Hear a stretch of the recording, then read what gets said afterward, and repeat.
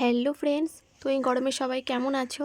তো আমি এই যে প্রতিদিনের মতো সূর্য মামার আদর খেতে খেতে মানে চড়া রোদে পুড়তে পুড়তে স্কুল থেকে যে বাড়ি আসলাম। তো বাড়ি এসে আমি একটু রেস্ট নিচ্ছিলাম। তো রেস্ট নিতে নিতে আমার ভীষণই জল তেষ্টা পেলো। তো আমি ফ্রিজটা খুলে জলটা খেতে গিয়েও খেলাম না। কেন কি আমি ফ্রিজে টক দই দেখলাম, তো ভাবলাম চলো টক দই দিয়ে লস্যি বানিয়ে নেওয়া যাক। তো তার জন্য আমি দইটাকে বার করলাম।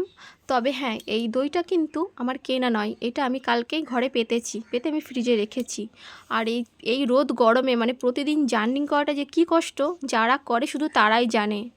তো তারপর এই যে আমি লস্যিটা বানানোর জন্য টক দই, বরফ, চিনি, একটু ঠান্ডা জল নিয়ে আমি লস্যিটা বানিয়ে নিলাম। তারপর এই যে আমি 5টা গ্লাসে ঢেলে নিলাম আর তার ওপর দিয়ে হালকা করে একটু বিট লবণ ছড়িয়ে দিলাম।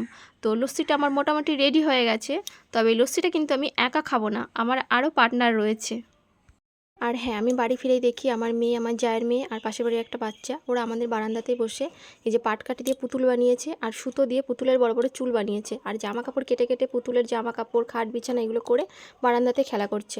তো আমি এই যে লস্যি নিয়ে এসে ওদেরকে দিলাম, আমার মেয়ে, জায়ের মেয়ে আর ওই বাচ্চাটাকে দিলাম। ও বললো আমি খাই না। তারপর আমার যাকে দিলাম, শাশুড়িকে দিলাম। আর আমার মেয়ের মজাটা দেখো, মনে হচ্ছে পুরো গ্লাসটাই খেয়ে নেবে। তবে আজকে কিন্তু খুব গরম পড়েছে। তো এবার আমি লস্যিটা খেতে থাকি আর তোমরা আমার চ্যানেলটাকে সাবস্ক্রাইব করে দিও। টাটা।